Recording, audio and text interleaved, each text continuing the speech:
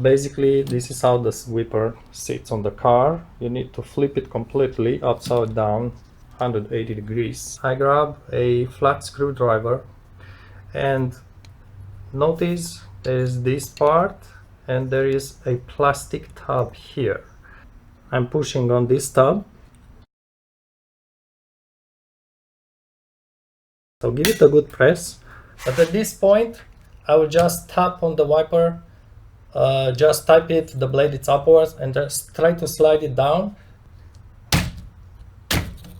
And just drop it as much as you can and move it on the side and just lift it.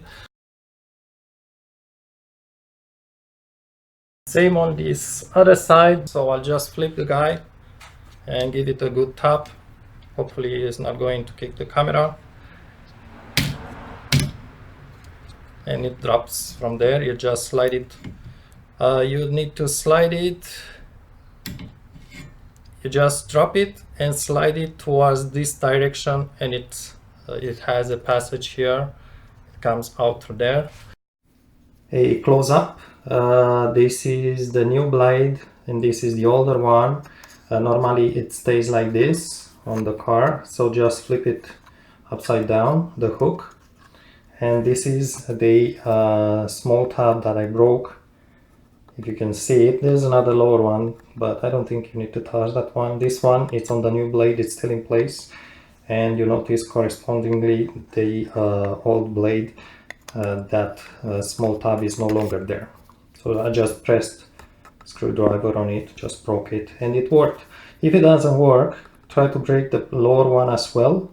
But again, it's sometimes when you try to punch it down like I did, it's still stuck a little bit on these two hooks here on each side.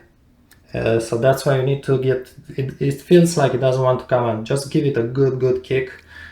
Keep the whip around with one hand and give a kick with the other hand, and it should just slide off from there. Installing the new wipers is very easy. So basically just put the round plastic piece on this side and just slide it onto the hook. Very easy. It's very easy to understand how to install it, and just pull to lock it in place. Give it a good pull.